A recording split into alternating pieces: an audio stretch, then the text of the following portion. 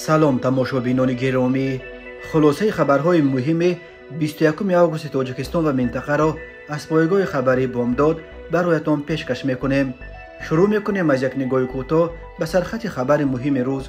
در این برنامه روسیه به ضد شاهزاده کریم آقاخان تحریمات جاری کرد. بازداشت یک زاده تاجیکستان برای حمله با تبر به زن و شوهر صلح در نوای مسکو. مرد جان باخت، زن در بیمارخانه. پرونده یک مهاجر تاجیک در امریکا برای تعقیب همسر سابقش. نجات دو کوهنورد روس گم شده در قلعه آزادی در شرق تاجیکستان. و اکنون تفصیلات خبرها.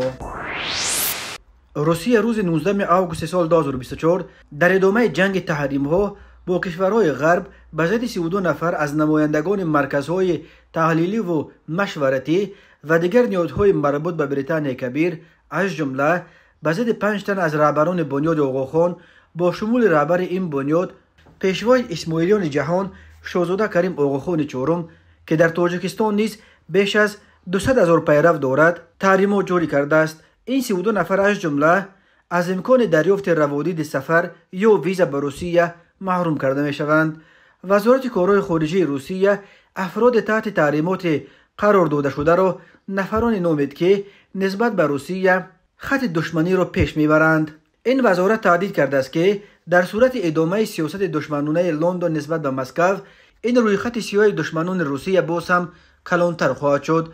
اما شرح داده نشده است که بنیاد آقاخان که یک سازمان صرف کمک‌های بشری است به کدام دلیل مورد چنین قهر مسکو قرار گرفته است. در برابر آقاخان چهارم از بنیاد آقاخان همچنین با 4 نفر دیگر از رهبران این سازمان، کریستوفر اندریو ویلتنستیر، مت رید، الیزا میتخا و نیکلاس مگرات تحت تحریمات روسیه قرار گرفتند. وزارت خارجه روسیه گفت که مرکزهای تحلیلی و مشورتی و دیگر نهادهای همسان در تلاش‌های دشمنانه لندن نقش قابل ملاحظه دارند و به هوای کارشناسان آنها و وظیفه‌های گذشته آنها که بسیار وقت همراه با دخالت در امور داخلی کشور خارجی صورت می‌گیرد، در عملی ساختن سیاست غرب به ضد روسیه به طور فراوان استفاده برده می‌شوند. همین طور مسکو این مرکز تحلیلی و مشورتی را عیبدار کرده است که توسط رسانه‌های به آنها دسترس و شبکه‌های اینترنتی معلومات بر دروغ را نشر کرده آبروی دولت روسیه را می‌ریزانند و با این راه ناکامانه کوشش می‌کنند که وضع سیاسی را در داخل کشور ما به هم بزنند. وزارت خارجه روسیه افزود که این سازمان‌ها به خاطر اجرای فرمایش کوراتورهایشان از لندن که مقصد در عرصه بین المللی از لحاظ اقتصادی و سیاسی در انزوا قرار دادن مسکو را در دست دارند، در کشورهای به روسیه دوست فعالیت‌های خرابکارانه را برا انداخته ثبات و نیک و احوالی خلق‌های ساکن این کشورها را به هم میزنند. شاهزاده کریم آقاخان چهارم رهبر اسماعیلیان جهان از جمله پیشوای اسماعیلیان تاجیکستان 88 سال دارد. سال 2017 سازمان ملل متحد در سالگرد 60 به تخت امامت نشستن آقاخان جایزه سالانه پیشوای جهان را به 3 شخصیت و 2 سازمان از جمله به شاهزاده کریم آقاخان چهارم سپرد و او را یکی از چمپیون‌های رقم 1 در راه اصلاح جهان امروزه عنوان کرده بود. اکثر ساکنان ولایت مختار کوهستان بدخشان تاجیکستان نیز پیرو مذهب اسماعیلی بوده آقاخان را رهبر روحانی خود می‌دانند و وزیر امام نامش می‌برند. شاهزاده کریم آقاخان بار اول ماه می سال 1995 از بدخشان تاجیکستان بازدید کرد و روز اول سفر او به این منطقه هر سال همچون روز نور جشن گرفته می شود. آقاخان 49مین امام شیعیان اسماعیلی و نسل 49 از فرزندان علی ابن ابوطالب و فاطمه زهرا دختر پیامبر اسلام حضرت محمد می باشد.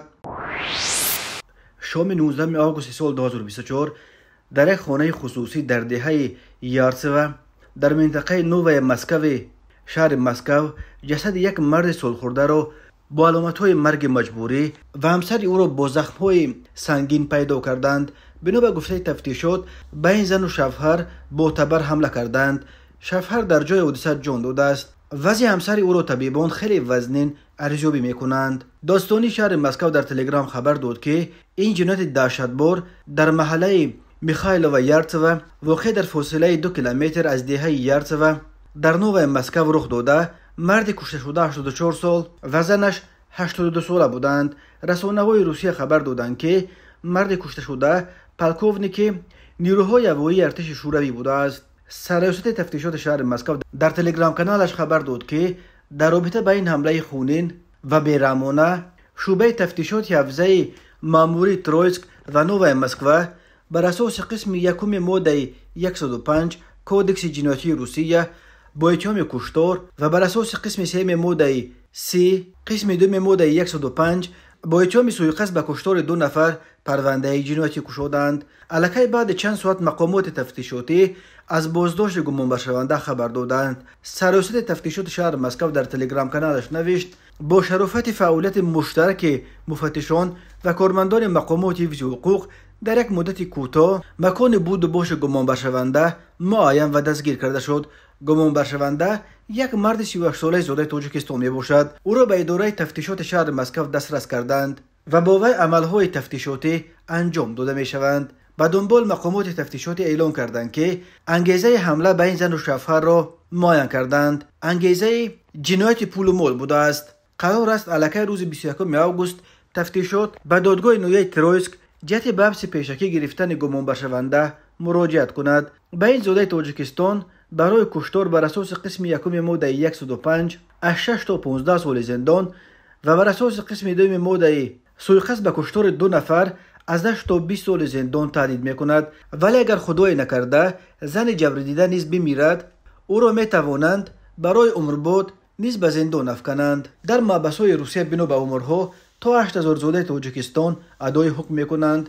اکثر آنها برای جنایت‌های چون تخلف سندها، صدمه‌های مرگ‌آور، اوباشی، دزدی و دیگر قانون شکنی‌های امثال این به زندان افتادند. ولی در بین محبوسان تاجیک در روسیه 100 نفری هم است که برای دست داشتن در جنایت‌های وزنین‌تر اساساً برای قاچاق مواد مخدر و قسمی برای غارتگیری و روزنی یا آدمکشی زندانی شدند. نجات بخشان تاجیک 2 کوهنورد روس را در نتیجه یک عملیات جستجو در اطراف قلعه آزادی سابق قلعه کراژنیفسکایا پیدا کرده و نجات دادند. این 2 کوهنورد روز 16 آگوست سال 2024 غیب شده بودند. هر دو را روز 19 آگوست به دوشنبه آوردند و قرار است 21 آگوست آنها به روسیه به پیش نزدیکان خود برگردند. سفارت روسیه در تاجیکستان روز 20 آگوست سال 2024 خبر داد که روز 16 آگوست سال 2024 به سفارت درباره هنگام فتح قلعه کراژنیفسکایا سومین قلعه بلندترین تاجیکستان گم شدن 2 کوهنورد روس معلومات رسیده است. بخش کنسولی سفارت به طور فوری با کمیته ولایت‌های فوق‌العاده و دیگر نهادهای دولتی تاجیکستان در تماس شده است و در نتیجه برگزاری عملیات نجاتی شهروندان روسیه پیدا کرده شده روز 9 آگوست سال جاری به دوشنبه رسانیده شدند. سفارت روسیه با اظهار سپاس به کمیته ولایت‌های فوق‌العاده و دیگر افراد دخیل در جستجوی شهروندان روسیه افزود که وضع سلامتی سیاحان خوب بوده. آنها با خویشاوندان خود تماس گرفتند و نقشه دارند که 21 آگوست به روسیه پرواز کنند. نام کوهنوردان نجات دهنده و تفصیلات دیگر عملیات نجات آنها نشر نشده است و اما با وجود رسما به قلعه آزادی و شدن نام قلعه سفارت روسیه در اطلاعیش همچنان سرسختانه آن را قلعه کراژنیفسکایا نام برده است. یادآور میشویم درست 1 سال قبل 19 آگوست سال 2023 13 کوهنورد روس هنگام فتح قلعه آزادی آسیب دیده از یک باشگاه کوهنوردی از شهر دزرژینسکی ولایت مسکو را نجات بخشان تاجیک با چرخبال شرکت سامان ایر از قرارگاهشان در میدان مسکوین واقع در بلندی 4300 متر از سطح بر به طور عاجل به دوشنبه انتقال دادند. 4 کوهنورد آسیب دیده را در بیمارستان بستری کردند. سردار سرایست حمایت اهالی در کمیته ولایت‌های فوق‌العاده تاجیکستان گنرال جمشید کمالزاده آن وقت خبر داده بود که 13 کوهنورد بعد فتح قلعه کراژنیفسکایا پایین می‌فرآیند و یکی از آنها به جری افتاده جراحت برداشته است. کوهنوردان دیگر خودشان او را تا میدان مسکوین آورده سپس نجات بخشان را دعوت کردند. از 4 کوهنورد آسیب دیده که در دوشنبه به دست طبیبان سپرده شدند، یک کوهنورد را با قبرغه شکسته، یکی دیگر را به دلیل سرد زدن و یک زن را با شمال خوردگی شدید بستری کردند. همه آنها همچنین به بیماری کوهی گرفتار شدند. قلعه آزادی در تقریباً 285 کیلومتری شرق شهر دوشنبه در حدود جماعت لخش بالای نویه لخش در وادی رشت جایگیر شده است. این قلعه را جغرافشناس روس نیکولای کراژینفسکی سال 1912 کشف کرد و به نام همسرش ایوگنیا کراژینفسکیا گذاشته بود. با قرار حکومت تاجیکستان از 27 می سال 2020 تحت رقم 282 نام قلعه کراژینفسکیا به قلعه آزادی عوض کرده شد. تماشابینان عزیز، یادآور می‌شویم خلاصه مهمترین اخبار تاجیکستان را از پایگاه خبری بامداد تماشا دارید. برنامه را ادامه می‌دهیم. دادگاه منطقه شرقی ایالت پنسیلوانیا به محاکمه پرونده یک شهروند تاجیکستان سر کرده است. بر اساس مواد پرونده عبدالله محیدینوف به آزار و اذیت زوجه سابقش گمانبر می شود. در این سندها گفته می شود که خود محیدینوف اتهام را نپذیرفته است. مقامات انتظامی امریکا در پرونده نوشتند که عبدالله محیدینوف از 27 مارس تا 17 مای سال 2024 در خودرو زوجه سابقش 7 ایرتگ نصب کرده گشتگذار او را پنهانی از تلفن موبیلیش نظارت داشت. ایرتگ یک تجهیزات خرد تکمه مانند ساخته اپل است. بعضی از رسانه‌های امریکا با بازتاب این قضیه شرکت اپل را تنقید کردند که از سال 2021 تکمه‌های $29 ایرتگ را به بازار برآورده و اون به یک ابزار مردان زن‌آزار تبدیل شد. مفتشان درباره انگیزه‌های این عمل شهروند تاجیکستان تفصیلات ندادند، اما ظاهراً رشک سبب چنین رفتار محیدینوف شده است. تفتیشات از زن سابق عبدالله محیدینوف تنها 3 کن نام برده است. معلومات درباره او و موقعش به قضیه دسترس نیست. بنا به عیبنامه اعلام کرده مفتشان دادستانی امریکا، عبدالله محیدینوف همسر سابقش را به واسطه مکزیک به خاک امریکا درآورده است. گفته می شود این زن بجز از عبدالله خویش و اقربا در امریکا نداشت. اما در پرونده ذکر کردند که با گذشت چند محیدینوف به آزار و اذیت روانی و تهدید زوجه سابق خود سر کرد. از جمله گفته است اگر نافرمانی کند عکس و نوارهای برهنه و شهوانیش را نشر خواهد کرد. در یکی از مکاتبه ها همسرش را بهتر از حیوان تصویر کرده است. با هدف نظارت گشت و گذار زوجه‌اش در چند قسمت‌های ماشین او ایرتگ‌ها را نصب کرده است. روز 27 مارس زوجه سابق او یکی از این تکمه‌ها را یافته به ماموران بیوروی تفتیشات فدرالی از تعقیب شدن خود از جانب همسر سابقش خبر می‌دهد. گفتن مفتشان پس از این ماموران تفتیشات فدرالی عملکرد محیدینوف را زیر نظارت گرفته یکی از ایرتگ‌ها را غیر فعال کردند. طبق متن پرونده محیدینوف به زن سابقش زنگ زده او را به یک نقطه شستشوی ماشینا برده و سپس تریزه های او را کوفته طلب کرد که چرا به زنگهایش جواب نمیدهد. در نهایت ماموران روز 17 مای محیدینوف را بازداشت کردند. پس از گفتگو به گفته مفتشان در تلفن او ذخیره پیدا شد که در آن حدود 140 عکس و ویدیوی محرمانه همسر سابقش نگاه داشته میشد. رادیوی آزادی روز 20 آگوست با نسخه وثیقه حبس عبدالله محیدینوف و عیبنامه رسمی نسبت به او که تعقیب نام دارد آشنا شد. وی در مرافعه همه عیب‌های وارد شده را نسبت به خود رد کرده است. در صورت اثبات شدن اتهام به وی تا 5 سال زندان و $250,000 جریمه تهدید میکند. مفتشان همزمان او را عضو یک شبکه روسی قاچاق انسان نامبر کردند که به منابع بزرگ مولوی دسترسی دارد و با جنایت‌های متشکل فراملی علاقه‌مند است. در جریان تفتیشات معلوم شده است که در 7 ماه سال 2022 به صورت حساب بانکی محیدینوف به مبلغ بیش از $12 میلیون وارد شده است. یک حساب بانکی دیگر او در 3 ماه سال 2023 تقریباً $12 میلیون معامله داشته است. نظر وکیل مدافع و یا نزدیکان عبدالله محیدینوف فعلا دسترس نیستند. یکی از مهاجران تاجیک در امریکا که چند سال پیش عبدالله محیدینوف را از نزدیک میشناخته است او را شخص کارچلان و یا رسان توصیف کرده است. من جزئیات معامله‌اش را نمیدونم، اما بسیار کار میکرد. به مهاجران کار یافته و از این حساب کم و بیش پول به دست می آورد. انسان آرام، با تقوا و با ادب بود. خشونت و بدرفتاریش را ندیده بودم. آن زمان همسرش نبود.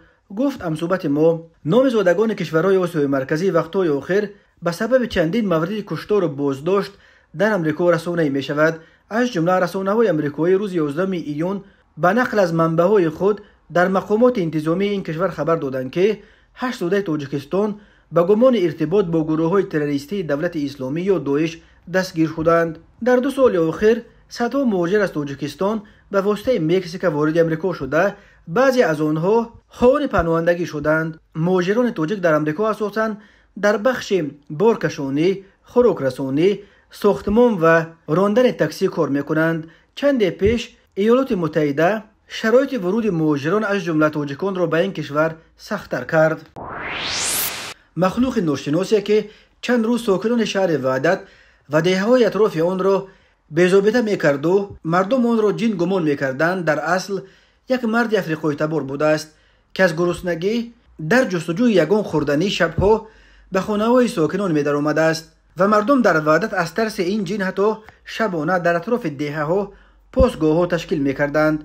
روز 20 آگوست سال 2024 در شبکه‌های اجتماعی از قبل مقامات حفظ حقوق شهر وحدت خبر دادند که این جن وحدتی بالاخره یافت و دستگیر کرده شد. بنا به اطلاع نشر شده، در اصل دستگیر شده دانی نام شهروند کشور افریقایی اوگاندا بوده است.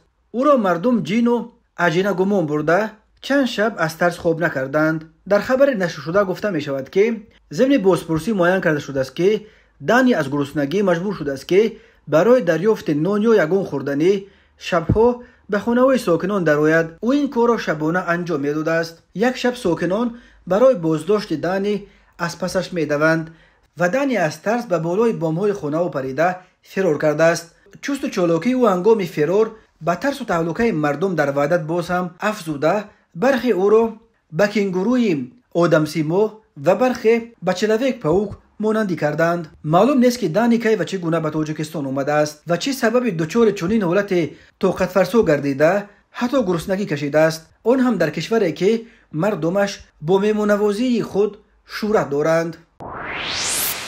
شام 18 آگوست سال 2024 تخمینا ساعت 19:15 راننده ماشین تمغه دیو دماس تورسونوف مقصود علی سال تولدش 1999 ساکن شهر کونی بادام هنگام حرکت از سمت شهر خوجند به سمت شهر کونی بادام در شورای ماشینگرد کونی بادام خوجند دیمای از اوده دورای واسطه نقلیات نور آمده به سمت مقابل رو برآمده به ماشین تمغه تویوتا کرولا تحت دورای غفورов ظریف سال تولدش 1988 ساکن شهر کونی بادام برخورده است. در نتیجه راننده ماشین دیو دماس تورسونوف در جای حادثه به هلاکت رسیده. مسافر داخل ماشین توشپولادوف مومنجان سال تولدش 1994 ساکن شهر کونی بادام و راننده ماشین تمغه تویوتا کرولا جراحت‌های جسمانی برداشته در بیمارخانه بستری گردیدند. صبح بر وقت 19 آگوست سال 2024 تخمینا ساعت 05:20 راننده ماشین تمغه اوپل زفیرا عزیزوف جفشن سال تولدش 1996 ساکن نویه عینی هنگام حرکت از سمت شهر خوجند به سمت شهر دوشنبه در شورای دوشنبه چنوق در کیلومتر 160 تا 200 در حدود جماعت دیوتی عینی نویه عینی از اوده دوره واسطه نقلیات نبرآمده به کنار راست روی مذکور برآمده و ماشین چپ شده است. در نتیجه خود راننده عزیزوف جراحت‌های جسمانی برداشته در جای حادثه به هلاکت رسیده است. مسافر ماشین مذکور سلیمزاده فراد سال تولدش 2003 ساکن شهر نورک جراحت‌های جسمانی برداشته در بیمارخانه بستری گردیده است. تماشابینان عزیز و گرامی، این بود مرور به خلاصه چند خبر مهم امروز تاجیکستان. خبر و گزارش‌های بیشتر از تاجیکستان و درباره تاجیکستان و اطراف آن را در سامانه پایگاه خبری بامداد در این نشانه پیگیری نمایید: www.bomdad.com. خوش باشید.